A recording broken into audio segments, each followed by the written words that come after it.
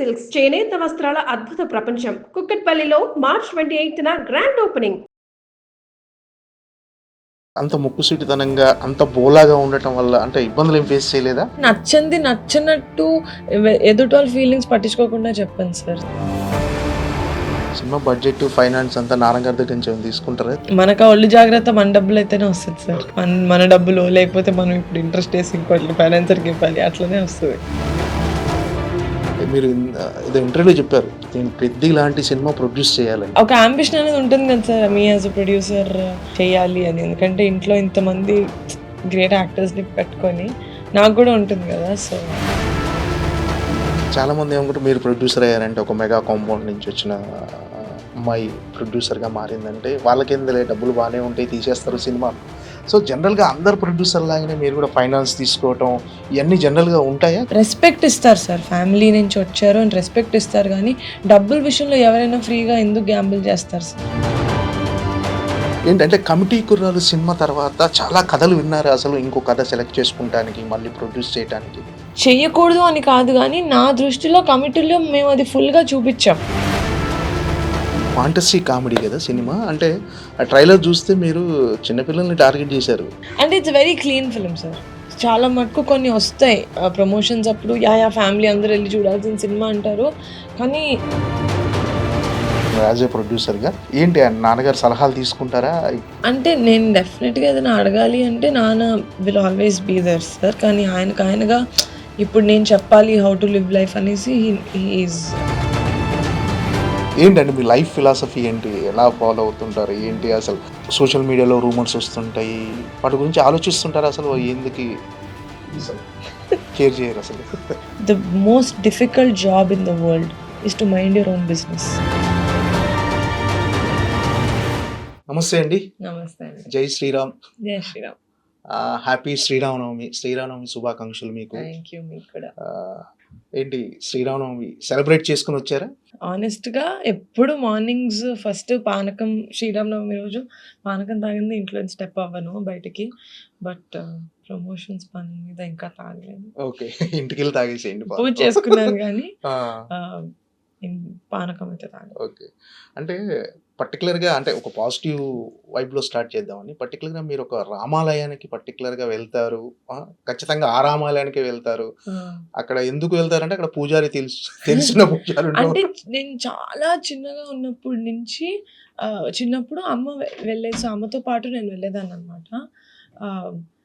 అక్కడ నేను పూజలు పక్కన అంటే అమ్మ అంటే పూజలు అవన్నీ చూసి కొంచెం ఎక్కువసేపు దండం పెట్టుకుంటారు, చిన్నపిల్ల ఉంది అలా పరిగెడతారు కదా.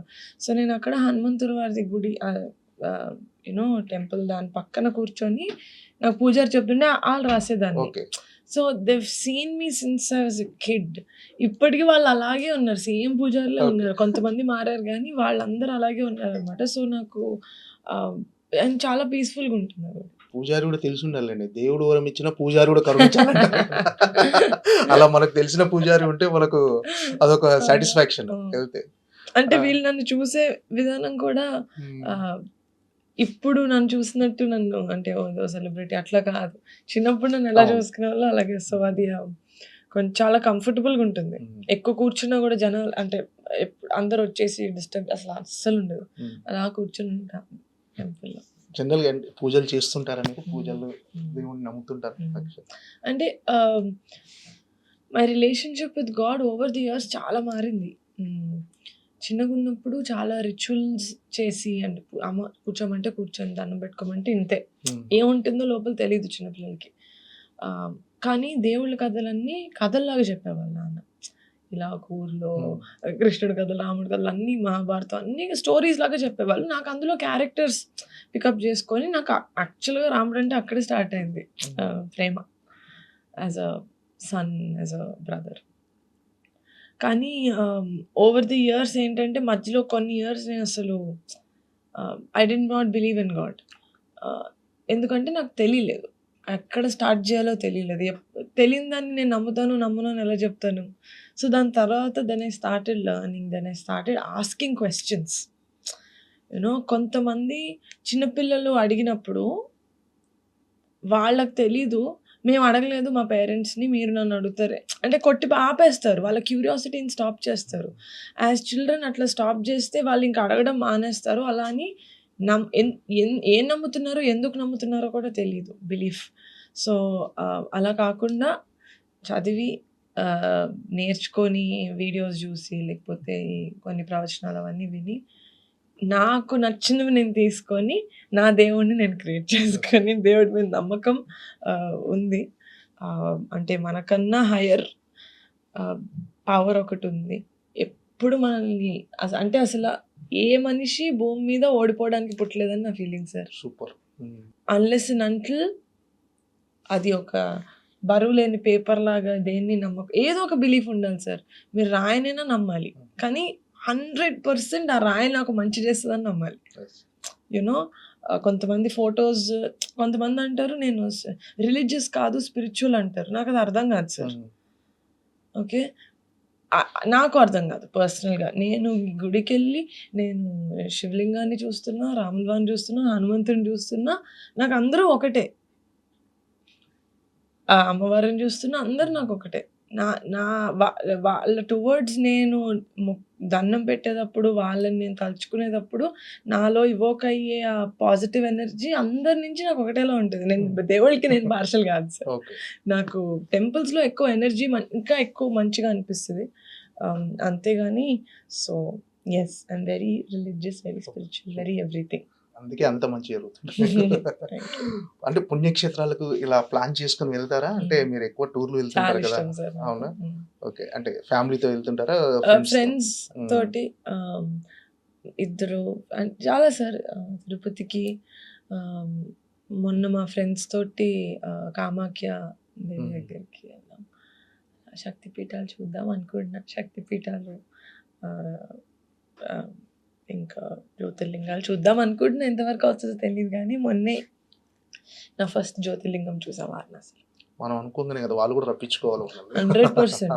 100%. కానీ వాళ్ళు రప్పించుకునేలా మనం అడగాలి.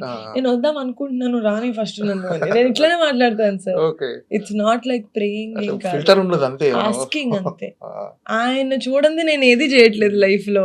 Everything they know what I'm doing. అట్లాంటప్పుడు నేను రెస్పెక్ట్ తోటి దేవుడు గారు అట్లా ఏం లేదు ఇట్లా. అంటే ఈ పుణ్యక్షేత్రానికి వెళ్ళినప్పుడు ఒక పాజిటివ్ ఆరా, ఒక పాజిటివ్ వైబ్ కలుగుతుంది. అలా మీకు లైఫ్ లో ఎప్పుడైనా కలిగిందా? అంటే ఏదన్నా అక్కడికి వెళ్ళిన తర్వాత ఇలా జరిగింది నాకు అన్నట్టు. పుణ్యక్షేత్రాల వల్ల కాదు సార్, నేను దేవుడి మీద లేకపోతే ఈ యూనివర్సల్ పవర్ మీద నేను ప్రాపర్గా కూర్చొని నా బిలీఫ్ సిస్టమ్ని నేను స్ట్రాంగ్ చేసుకునేది ఒక లాస్ట్ కపుల్ ఆఫ్ ఇయర్స్ నుంచి. అప్పుడే చేంజ్ అయిందని చెప్తాను సార్. ఎందుకంటే నాకు నా చుట్టూ నేను అనుకోవాలి సార్ అంతే, నాకు దేవుడు ఇట్లా పట్టుకున్నట్టు నాకు తెలుస్తుంది. 100%. ఐ ఫీల్ గాడ్, అమ్మవారు, శివుడు ఎప్పుడు నా పక్కన కనిపిస్తుంది నాకు. ఈ సినిమాలో కూడా ఆంజనేయ స్వామి అవన్నీ టచ్ చేసినట్టున్నారు. ఇందులో కూడా పురాణాలు, ఇది మన రాకాసాలో డైలాగ్ ఉంటుంది, టీజర్ లో డైలాగ్ కనిపిస్తుంది. ఏది సార్? మన సినిమాలో రాకాసాలో ఆంజనేయ స్వామి గురించా?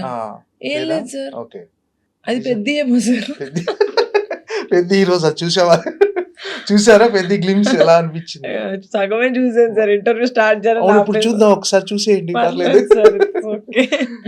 చూసాను నేను, అదిరిపోయింది. శరణ్ గారు అసలు ఫిజిక్స్ ఎలా ఉంది అసలు. మన ఆకాశాలు దేవుడి రెఫరెన్సెస్ ఏం లేవు సార్. ఇట్స్ జస్ట్ ప్యూర్లీ ఒక ఫోక్లోర్, మనం చిన్నప్పుడు వినే కథలు లాంటిది ఒక కథని పిక్ చేసుకొని దాంట్లో కొంచెం twist and turns and fun elements ఇవన్నీ యాడ్ చేసుకొని ఇప్పుడు జరిగితే ఎలా ఉంటుంది, సేమ్ మా డైరెక్టర్ చెప్పినట్టు విఠలాచార్య గారి కథల్లో కొంచెం విఎఫ్ఎక్స్ యాడ్ చేస్తే ఎలా ఉంటుందో, that adventure and like comedy అట్లా ఉంటుంది. ఏంటంటే మీకు తెలిసిన పురాణాలు, ఇతిహాసాలు ఏమైనా టచ్ చేయాలని అనుకున్నారు అసలు సినిమాల్లోనా సార్? తెలిస్తే మొత్తం తెలిసిన తర్వాత చేయాలి సార్. హాఫ్ నాలెడ్జ్గా ఏది చేయకూడదు. So I really hope, maybe నాకు దేని మీద ప్రస్తుతానికి 100% ఫుల్గా తెలుసని నేను అనుకోవట్లేదు. తెలిసినప్పుడు చేస్తాను, లేకపోతే తెలిసిన వాళ్ళతో చేస్తాను. అంటే ఇప్పుడు సినిమాలో ఎక్కువ ఈ తరం పిల్లలకి చెప్పడానికి ట్రై చేస్తున్నారు. ఆ సినిమాలో చాలా సినిమాలు ఇప్పుడు పురాణాలు, ఇతిహాసాలు టచ్ చేస్తున్నారు. చాలా అసలు మహావతార్ నరసింహకి వచ్చిన పిల్లల నుంచి ఆ క్రేజ్ ఏదైతే, ఇట్ ఫెల్ట్ వెరీ గుడ్. చూస్తున్నారు, నేర్చుకుంటున్నారు. హనుమాన్ మూవీలో, ఇందులో ఇంకా చాలా ఇలా I believe we should do that sir. First Ram Charan గారికి బర్త్డే విషెస్ చెప్పండి మన తరపున, ఐడ్రీమ్ మీడియా తరపున. సింపుల్గా ఆ, ఆ. Happy birthday Charan. నిన్న రామ్ చరణ్ గారి బర్త్డే వేడుక అభిమానుల సమక్షంలో చాలా ఘనంగా జరిగింది. అక్కడ మీ స్పీచ్ ఇప్పుడు వైరల్ గా మారింది. సోషల్ మీడియాలో నిహారిక కొణిదెల గారి స్పీచ్ ఇప్పుడు ట్రెండింగ్ లో ఉంది. ఏంటంటే అసలు నిజంగా మీరు అక్కడ మాట్లాడిన విధానం నిజంగా అద్భుతం. చాలా మందికి మనసు హృదయాలకు తాకింది అది. అంటే చరణ్ యొక్క స్వభావం, చరణ్ ఒక స్త్రీలకు ఇచ్చే గౌరవం, అది మీరు మాట్లాడిన మాటల్లో తెలిసిపోయింది. ఏంటి మీకు అంటే అది ప్రిపేర్డ్, అంటే చాలా మంది ప్రిపేర్డ్ గా మాట్లాడారని కొంతమంది అనుకుంటారు, కొంతమంది హార్ట్ఫుల్ గా అప్పటికప్పుడు స్పాంటేనియస్ గా. చరణ్ గారి గురించి ఆ మనసులో ఉన్న అభిమానం అలా బయటపడిందని. నేను యాక్చువల్లీ లాస్ట్ మినిట్లో వెళ్ళాను సార్. నాకు ఈ ప్రమోషన్స్లో నేను టైం కుదరదేమో, మళ్ళీ ప్రామిస్ చేసి వెళ్ళకపోతే బాగోదని చెప్పి నేను చెప్తానండి లాస్ట్ మినిట్. సో నేను అసలు actually I was not suppose to be, అంటే కానీ టైం దొరికింది ప్రమోషన్స్ దీంట్లో. సో వెళ్ళినప్పుడు నేను జస్ట్ ఆలోచిస్తున్నాను సార్, ఇప్పుడు as an actor Charan is a great actor. నేను ఏం చెప్తాను దాని గురించి, నేను ఎలా మాట్లాడగలుగుతాను? నేను చిన్నప్పటి నుంచి చూసిన మా అన్న గురించి నేను మాట్లాడగలుగుతాను. అండ్ చూస్తాం కదా సార్, మనకి మా అన్నల్ని, బాబాయిని పెద్దనాన్ని, వీళ్ళని ఇష్టపడిన వాళ్ళు ఫ్యాన్స్, అభిమానులు అన్ని వాళ్ళలాగా ఏమో ఇప్పుడు డ్రెస్సింగ్ కళ్యాణ్ బాబు లాగా చేసుకుంటారు, లేకపోతే హెయిర్ స్టైల్ డాడీ లాగా, లేకపోతే డాన్స్ డాడీ లాగా, హెయిర్ స్టైల్ చరణ్ లాగా, ఇట్లా చాలా మటుకు ఫాలో అవుతూ ఉంటారు. But the one thing that I feel like you should really follow Charan అన్న విషయంలో ఇస్ ఆడపిల్లల్ని ఎలా చూసుకుంటాడు అని సార్. అది నేను చిన్నప్పటి నుంచి ఐ హావ్ సీన్. అది అందరిలోనూ ఉండదు సార్. అది అంటే ఇంకా చాలా చెప్పచ్చు చరణ్ గురించి నేను చెప్పాలంటే. అది చాలా క్లుప్తంగా నేను ఎండ్ చేశాను, ఎందుకంటే అక్కడ నేను కూర్చున్నప్పుడు కింద స్టేజ్ మీద అందరు పర్ఫార్మెన్స్ చేస్తారు, చెప్పారు నాకు అప్పుడే చెప్పారు వెళ్ళి మాట్లాడాల్సి వస్తుంది. నేను జస్ట్ ఫ్యాన్స్ తోటి ఇంటరాక్ట్ అయ్యి అది అవేవో వస్తున్నారు షీల్డ్స్, అవి ఇచ్చేసి రావాలనుకుని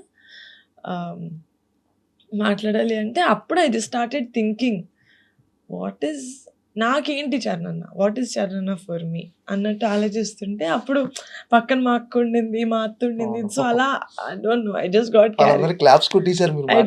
క్యారీడ్ అవే సార్. అంతే. నేను యాక్చువల్గా నేను ప్రిపేర్ అయితే సరిగ్గా మాట్లాడలేను సార్. అంటే యాక్ట్ చెయ్యొచ్చు, ప్రిపేర్ అయినా న్యాచురల్గా వచ్చినట్టు. బట్ నేను ప్రిపేర్ అయ్యాను అంటే నేను చెప్పేస్తాను సార్. నేను మా కమిటీ గురువులు ప్రీ రిలీజ్ అప్పుడు ప్రాపర్గా ప్రిపేర్ అయ్యాను ఏం మాట్లాడాలో. బట్ ఇలాంటిది this was very on the spot, very emotional, very spontaneous. Okay. అంటే ఆ వర్డ్స్ అంటే ఇప్పుడు ఎవరైనా ఫోన్ చేశారా మీకు, అమ్మ చాలా చక్కగా మాట్లాడారు, చాలా ఫోన్స్ వచ్చి ఉంటాయి కదా ఖచ్చితంగా. కొంతమంది అంటే ఇలాంటి విషయాల్లో చరణ్ని ఫాలో అయ్యే, లేకపోతే చరణ్ని ఇష్టపడ్డే అబ్బాయిలు చెప్పడం కన్నా అమ్మాయిలు చెప్పడం, అమ్మాయిలు చెప్తే ఇట్స్ కరెక్ట్గా హార్సెస్ మౌత్ నుంచి వచ్చినట్టు కదా. సో నేను చూస్తున్నాను కదా సార్, మా అన్న ఎట్లా చూస్తారో ఇంట్లో అమ్మాయిలు. అంటే మీరు మాట్లాడిన స్పీచ్కి ఎక్కడో చదివా, అంటే సింపుల్గా నిహారిక గారు అందరూ చరణ్ గారి హెయిర్ స్టైల్, చరణ్ గారి డ్రెస్సింగ్ స్టైల్ ఫాలో అవుతుంటారు కదా, అలా కాదు చరణ్ గారి లైఫ్ స్టైల్ ఫాలో అవ్వాలి. And it's not easy sir. Charan లాగా పని రాక్షసుడు సార్. దెబ్బ తగిలిన తర్వాత నాకు తెలియలేదు సార్. నాకు ఏదో ఇంటర్వ్యూలో తిరుపతిలో ఎక్కడో సర్ప్రైజ్ గా చెప్పారు, షాకింగ్ గా. నాకు ఐ డెంట్ ఈవెన్ రియలైజ్, నాకు అసలు కుదురుగా నేను తర్వాత సర్లే ఓకే లేదు, పక్కన శ్రీను చెప్తాడు లేదమ్మా పర్లేదు బాగానే ఉన్నారు అంటే సరే ఓకే. ఇంకా అనుదీప్ గారి గురించి ఏదో అడిగారు చెప్తున్నా, కానీ ఇక్కడ కమోషన్ స్టార్ట్ అయింది నా టీంలో. So I got very distract అయ్యాను. ఇదంతా కాదు మీరు మాట్లాడండి. సో నేను ఇంకా అప్పటికి నా ఫోన్ స్విచ్ ఆఫ్. సో ఇంకా మా అసిస్టెంట్ని ఎవరికో ఫోన్ చేసి అట్లా అయిపోయింది. ఫోన్ చేసి చరణ్తో మాట్లాడిన తర్వాత నేను కుదుటపడ్డా కొంచెం. ఏం లేదు అన్నాడు. ఓకే మరి రెస్ట్ తీసుకొచ్చారు నన్ను అంటే, లేదమ్మా అదేంటి షూట్ ఉంది రేపు. గుడ్లు పెట్టుకొని షూట్కి వెళ్ళడం ఏం చరణ్ అంటే, ఈసారి లేదు వీ హ్యావ్ టు రిలీజ్ కదా, షూట్ ఉంది. అమ్మో! నేను కాదన్నా. నిన్న వెళ్ళిపోయాడు షూటింగ్ చరణ్ గారు, యాహ్! చూసాను నిన్న yeah! Sir. Shooting. Yeah! Sir. Fans ని కలిశారు నిన్న, షూటింగ్ సెట్ లో ఫ్యాన్స్ వచ్చి అందరూ కలిశారు. ఇట్స్ నాట్ ఆ, ఈజీ సార్ బాబు. ఎలా ఉంటుంది అసలు చరణ్ గారితో మీ బాండింగ్? అంటే ఒక అన్నయ్య చెల్లి బాండింగా, లేకపోతే ఫ్రెండ్ గా ఉండి మిమ్మల్ని మోటివేట్ చేయటం ఇలాంటి? సార్ వాళ్ళు ఎక్స్‌పీరియన్స్ చేసిన లైఫ్‌కి వాళ్ళు కలిసే అంత పెద్ద పెద్ద మనుషులు, అంత అకంప్లిష్డ్ పీపుల్ తోటి చరణ్ యాక్చువల్‌గా వచ్చి అసలు నా కెరియర్ గురించి, నేను ఇవి చేసే గురించి చెప్పే అవసరం లేదు సార్. వాళ్ళెప్పుడు నాకు సపోర్ట్ చేస్తారని నాకు తెలుసు. వాళ్ళు చెప్పినా చెప్పకపోయినా నాకు తెలుసు. As a sister, as a family member వాళ్ళు సపోర్ట్ చేస్తారని తెలుసు గానీ, నేను ఏ చిన్నది చేసినా ఫోన్ చేసి చాలా బాగా చేస్తున్నావు, నేను చూస్తున్నాను, నేనేం చేయాలి చెప్పు, నేనేమైనా హెల్ప్ చేయనా, నేను సపోర్ట్ అలా అవసరం లేకపోయినా చరణ్ చేస్తాడు సార్. That is Charan. చిన్నవాళ్ళు, పెద్దవాళ్ళు వీళ్ళకి నేను చెప్పేంటి, వీళ్ళకి మనం ఎందుకులే చెప్పాలి, అస్సలు లేదు సార్. చిన్నదైనా he'll call and he'll appreciate. అది ఇంకోటేంటంటే, నీకేం తెలుసు నువ్వు చిన్నదానివి అని ప్రతి ఇంట్లో చూస్తాం సార్. అవును. చిన్నపిల్లల మాటలు ఎవ్వరు సీరియస్‌గా తీసుకోరు. చిన్నప్పటి నుంచి చరణ్ నా మాటలు సీరియస్‌గా తీసుకునేవాడు సార్. ఓకే. ఈ రెస్పెక్ట్స్ అంటే తన ఏజ్‌కి అప్పుడు తనున్న దానికి ఇది వింటుంది, ఇది చెప్తుంది, నేను వింటాను అని. అది ఐ డోంట్ నో సార్. ఇంకా అది డాడీ, మమ్మీ ఇంక చరణ్‌ని పెంచిన విధానం మా అక్కలు గూడా అంతే సార్. నాకు అసలు దే ఆర్ ఎప్పుడు పెదనాన్న పిల్లలు అట్లా లేదు మా ఇంట్లో. నేను డాడీని గూడా డాడీ అని ఎందుకు డాడీ అనే పిలుస్తాను పిలుస్తారు. అంటే, చరణ్ వాళ్ళు పిలవడం స్టార్ట్ చేసినప్పుడు మా అన్న అలా పిలిచాడు. మా అన్నని చూసి నేను పిలిచా. సో, ఇది జస్ట్ నేను చెప్తే మరి ఎక్కువ చెప్తున్నాను, మీ అన్నయ్య గురించి డప్పు కొడుతున్నావు అనుకుంటారు కానీ, నా ప్రేమే అంతే సార్. అందరితోటి ఓపెన్‌గా లవ్ చేస్తా నేను. నాకు నచ్చరు, నాకు ఎందుకో కనెక్ట్ అవ్వట్లేదు అంటే నేను దూరంగా ఉంటాను. బ్యాడ్‌గా మాట్లాడను గానీ, నాకు నచ్చరు అంటే ఓకే. యాహ్! అంటే అంత అంత ముక్కుసూటితనంగా, అంత బోలాగా ఉండటం వల్ల అంటే ఇబ్బందులు ఏం ఫేస్ చేయలేదా? అంటే కొన్ని నచ్చనిది నచ్చనట్టుగా చెప్పేయటం, నచ్చితే అంటే ప్రేమించేయటం. నచ్చంది నచ్చనట్టు ఎదుటి వాళ్ళ ఫీలింగ్స్ పట్టించుకోకుండా చెప్పను సార్. సెన్సిబిలిటీ ఉంటుంది. ఓకే. కానీ నచ్చితే ఎక్కువ చూపిస్తా, ఓకే. నచ్చకపోతే సైలెంట్ ఉంటా. అంటే ఇప్పుడు చరణ్ గారు నిన్న చిన్న అంటే చిన్న మైనర్ యాక్సిడెంట్ అయిన తర్వాత కూడా షూటింగ్కి వెళ్ళిపోయాడు. అక్కడ పెద్ద షూటింగ్ లో అందరు ఫ్యాన్స్ ని కలిశాడు. నిజంగా మీరు అన్నట్టు పని రాక్షసుడు చరణ్ గారు. అసలు అది నేను అడిగాను కూడా సార్, బ్రేక్ ఇది అదంటే లేదు, ఏప్రిల్ 30కి డేట్ ఉంది. డేట్ ఉంది, we have to finish it. మన ఫ్యాన్స్ అందరూ దే ఆర్ రియల్లీ ఈగర్. ఇప్పటికీ కంటెంట్ బాగా చూస్తున్నారు. ఓకే. ఎలా అనిపించింది మీకు? పెద్ద కంటెంట్ చూశారు ఇప్పటి వరకు? Super sir. నేనే సార్ పెద్ద ఫ్యాన్. నేను ఈవెంట్లో చెప్పినట్టు వాళ్ళందరికన్నా కొంచెం నాకే ఎక్కువ ఇష్టం. ఓకే. అంటే చాలా ఎంజాయ్ చేశాను సార్ నేను. ఆ కాంబినేషనే నాకు ద డైరెక్టర్ బుచ్చి గారు, రెహమాన్ గారు, ద సాంగ్స్ రిలీజ్ అవుతుంది కదా, చాలా ఎక్సైటెడ్ సార్ నేనైతే. I want to watch. అది ఒక ఏమంటారు, దివాళీ లాగా ఉండబోతుంది. ఓకే. దివాళీ రోజు మనకి టపాసులు పేలిస్తే ఎంత కలర్ఫుల్గా లౌడ్గా సౌండ్ చేస్తూ పెద్ద అంత గట్టిగా సౌండ్ చేస్తుంది. ఈ రోజు రిలీజ్ అయిన గ్లిమ్స్ మాత్రం అదిరిపోయిందండి నిజంగా. అసలు చరణ్ గారి ట్రాన్స్ఫర్మేషన్ అదిరిపోయింది. బాడీ బాడీ అంటే మీరు ఏదో ఇంటర్వ్యూలో చెప్పారు, నేను పెద్ద లాంటి సినిమా ప్రొడ్యూస్ చేయాలని. ఏంటి ప్లానింగ్స్ ఏమైనా ఉన్నాయా? ఏం లేదు సార్. అంటే ఒక అంబిషన్ అనేది ఉంటుంది కదా sir, me as a producer చేయాలి అని. ఎందుకంటే ఇంట్లో ఇంతమంది గ్రేట్ యాక్టర్స్ని పెట్టుకొని నాకు కూడా ఉంటుంది కదా. సో అదైతే ఉంది. ఏది అవుతుంది, ఖచ్చితంగా అవుతారు. పెద్ద లాంటి సినిమా ఖచ్చితంగా చరణ్ గారితో ప్రొడ్యూస్ చేస్తారు, అందులో నో డౌట్. ఏంటంటే కమిటీ కుర్రాలు సినిమా తర్వాత చాలా కథలు విన్నారు అసలు, ఇంకో కథ సెలెక్ట్ చేసుకుంటానికి, మళ్ళీ ప్రొడ్యూస్ చేయడానికి? చాలా కథలు వచ్చాయి సార్. యాక్చువల్గా పెద్ద అంట అది చూసారా. యాక్చువల్లీ కమిటీ కుర్రాల తర్వాత చాలా కథలు వచ్చినవి 80% వరకు విలేజ్ స్టోరీస్, ఆ బాయ్స్ మధ్యన అబ్బాయిలు అలాంటి కథలే వచ్చాయి. చెయ్యకూడదు అని కాదు కానీ నా దృష్టిలో కమిటీలో మేము అది ఫుల్గా చూపించాం. ఎక్స్ప్లోర్ చేయడానికి చాలా తక్కువ ఉంది, ఇంకా ఎక్స్ట్రా ఎక్స్ప్లోర్ చేయడానికి. So I was looking for interesting stories, ఇంకొంచెం డిఫరెంట్‌గా అని కూడా చూడలేదు సార్. జస్ట్ ఇంకా ఎంటర్‌టైనింగ్ మరీ సేమ్‌గా కాకుండా. లేకపోతే మనమే టైప్ కాస్ట్ అయిపోతాం. ఇలాగే చేస్తారు రూరల్ దిస్ థింగ్ అని. So, I wanted to show variety. అదైతే నిజం. సో, అలాగా ఆ వెరైటీలో వచ్చిందే 'రాకాస'. అంటే 'రాకాస' కథ వినగానే మిమ్మల్ని బాగా ఎక్సైట్ చేసిన ఎలిమెంట్ ఏంటి? ఈ సినిమా చేయాలి, ప్రొడ్యూస్ చేయాలి, నేను చేసేయాలి అని. అది చెప్పలేను sir. The main plot point. Okay. Yeah! సినిమాలో తెలుస్తుంది. బట్ దట్ ఈస్ సంథింగ్ అది నాకు చాలా ఎక్సైట్ చేసింది. మీరు చెప్పకపోయినా టీజర్, ట్రైలర్ చూస్తే ఖచ్చితంగా సంథింగ్ స్పెషల్ ఈ సినిమా. Thank you. ఖచ్చితంగా థియేటర్‌కి జనాలను తీసుకొచ్చే సినిమా అనిపించింది. సో, అంటే ఈ కథలో మెయిన్ అంటే ఇప్పటివరకు వచ్చిన చాలా సినిమాలొచ్చాయి. ఇప్పుడు రెగ్యులర్‌గా కొన్ని సినిమా అంటే డిఫరెంట్ సినిమా అని చెప్పుకోవచ్చా ఒక రకంగా ఇది? అంటే జనాలకు ఒక థియేట్రికల్ ఎక్స్‌పీరియన్స్ ఇచ్చే సినిమా. Yes sir. డెఫినెట్‌లీ. అదే నేను చెప్పిందేంటంటే థియేటర్‌కి వచ్చే ముందు మన లైఫ్‌ని ఒక 2.5 అవర్స్ పాజ్ చేసి థియేటర్‌కొస్తే ఇట్స్ ఎన్ ఎంటైర్‌లీ అస్సలు సంబంధం లేని ప్రపంచం అని చెప్పను. ఎందుకంటే ఆ విలేజ్ డ్రామా అంతా ఉంటుంది. మనం రిలేట్ చేసుకునే కామెడీ ఉంటుంది. హీరో క్యారెక్టర్ అయితే ఇట్స్ సో బ్రిలియంట్‌లీ రిటెన్. ఆడిక్కడ ఏదో అంటే అదే సేమ్ మేము టీజర్‌లో చెప్పినట్టు ప్రతి ప్లగ్‌లోనూ వేలు పెట్టే క్యాండిడేట్ ఇరుక్కుంటాడు. తన పోయి తనే దూకుంటాడు అలాగా. శ్రీను గారి క్యారెక్టర్, నయన్ క్యారెక్టర్, చాలామంది బ్రహ్మాజీ గారు, కిషోర్, తనిఖిల్ బర్ని గారు, ఆశీష్ విద్యార్థి గారు, ఎవ్రీ వన్స్ క్యారెక్టర్ ఈజ్ సిచ్యువేషన్‌కి తగ్గట్టు ఉంటుంది సార్ కామెడీ. మేము ట్రైలర్‌లో కూడా వెతుక్కోవాల్సొచ్చింది. ఫాస్ట్‌గా మనకి పంచ్ మీద పంచ్ పడే కామెడీ ఏదుంది అని మేము ట్రైలర్‌లో we had to search because మా ఎంటైర్ ఫిల్మ్‌లో జోక్ పడాలి కదా అని ఏసే జోక్‌లు ఏవి లేవు sir. Honestly they are all situational comedy, character comedy. So, that's the experience is that ఒక మంచి సినిమా చూసాము, ఎంటర్‌టైన్ అయ్యాము. ఒక 2.5 అవర్స్ హుక్ చేశారు మమ్మల్ని అన్న ఫీలింగ్ వస్తుంది. ఎందుకంటే అదే చాలా డిఫికల్ట్ అయిపోయింది ఈ మధ్యన. అది ఒక చిన్న సినిమా తో ఒక పెద్ద movie are medium budget movie experience ఇవ్వాలని అయితే మేము ప్రయత్నం. ఐ రియలీ హోప్ కాదు. నేను చూసినంత వరకైతే మేము రీచ్ అయ్యాం. ఆడియన్స్‌కి నచ్చుతుందానికి.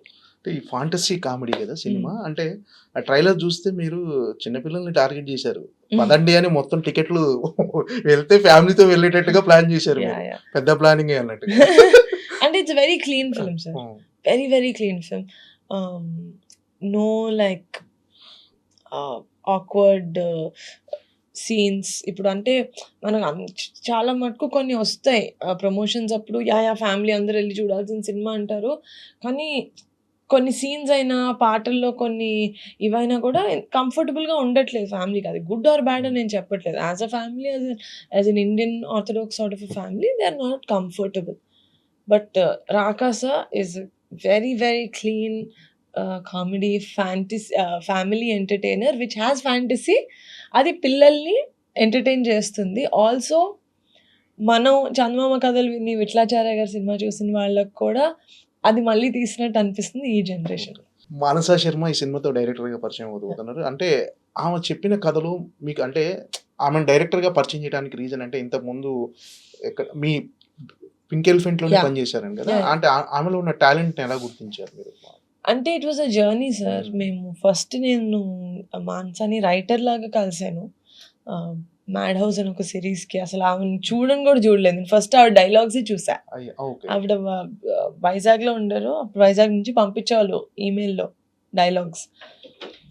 చాలా పెక్యూలియర్‌గా విట్టి కామెడీ ఉండేది. డార్క్ జోక్స్ ఉండేవి. విట్టిగా ఉండేది.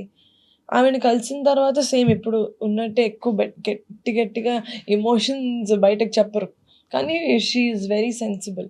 సో, అలా యాజ్ ఎ రైటర్ నేను కలిసి మేము 'బెంచ్ లైఫ్' అన్న సిరీస్ డైరెక్షన్ చేసింది. అక్కడి నుంచి స్టార్ట్ చేస్తూనే షీ ఈజ్ వెరీ గుడ్.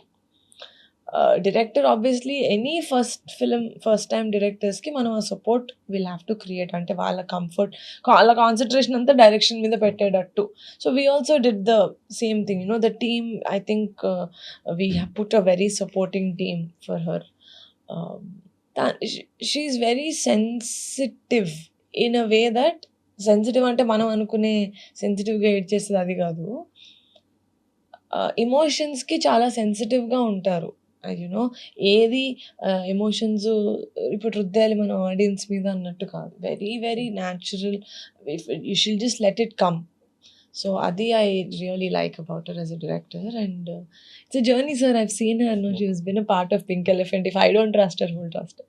మానస గారు విఠలాచార్య అభిమానిని నేను. విఠలాచార్య గారి సినిమాలు చూసి చిన్నప్పటి నుంచి పెరిగాను నేను. సో విఠలాచార్య గారే ఈ సినిమాకి ఇన్స్పిరేషను.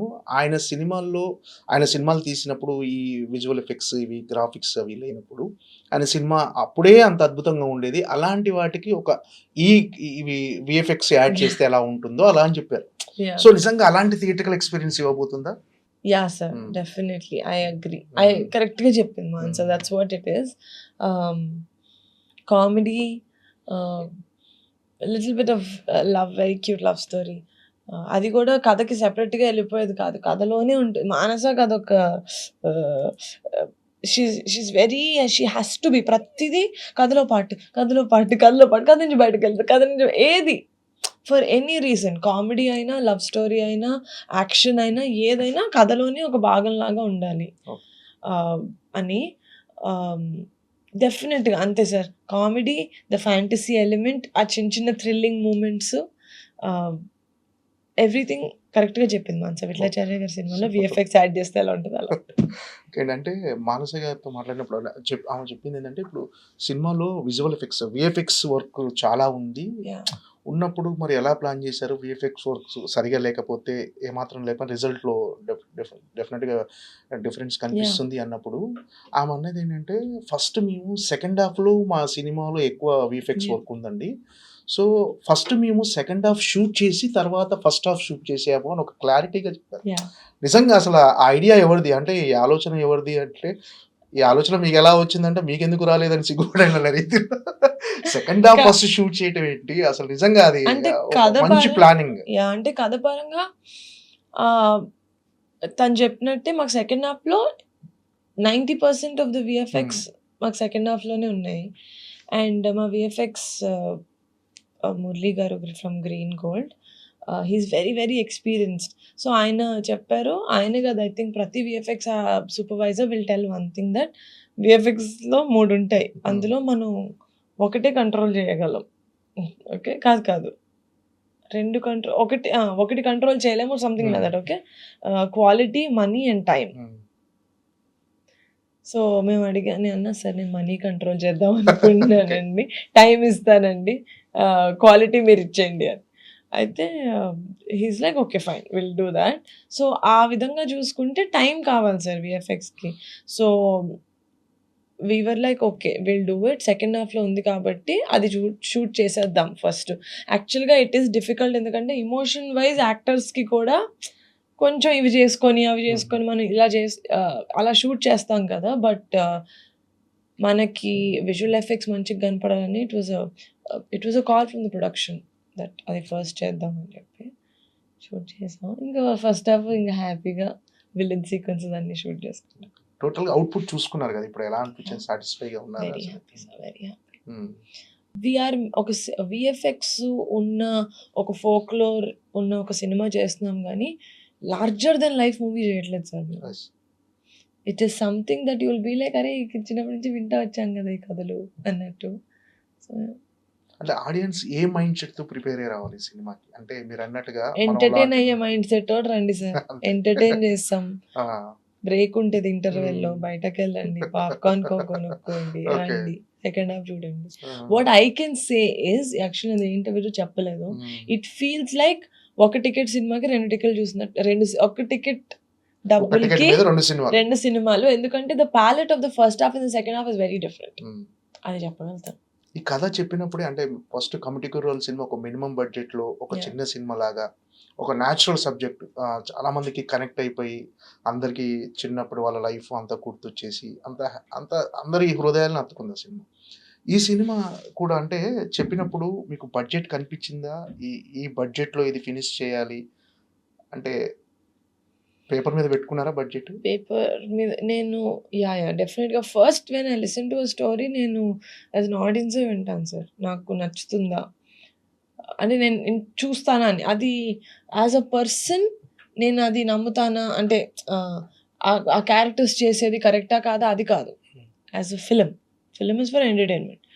అది నేను ఎంటర్టైన్ అవుతున్నానా లేదా అని చూసుకుంటాను. దాని తర్వాత all this business, as a business ఇది మనం ఎంత పెట్టగలుగుతాం, ఎంత పెడితే స్మార్ట్, యూనో ఎంతవరకు మనం అమ్మి ఇలాంటి మంచి సినిమాని ఆడియన్స్ దాకా తీసుకెళ్ళగలుగుతాం, పబ్లిసిటీ ఎంత చేయాలి, అదంతా it's second, it come second. First కథలాగా ఇస్ ఇట్ నాకు నచ్చుతుందా అని, దాని తర్వాత కమర్షియల్ వైబిలిటీ అంతా తర్వాత వస్తుంది.